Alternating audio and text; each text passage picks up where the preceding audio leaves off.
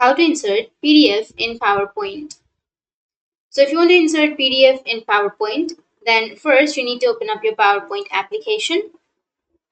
Once you've opened, you can simply choose a blank presentation or an existing presentation. Once you've chosen, now, if you want to add a PDF here in this slide, then you need to go for insert, which is on the upper left. Click on insert. Once you click on insert here, you will have all of the options, right? So under these options, you need to go for an option which is object. So click on the object. Under object, you need to go for the second, which is create from file, and you need to enter the file. Or you can simply go for browse, which is here, and then you need to choose a PDF file. So for example, this is a PDF file, this one. So this is a PDF file. Once you choose the file, you need to click on OK, and again click on OK. So just like that, you will have your PDF file. You can simply enlarge it, or you can click and drag that wherever you like.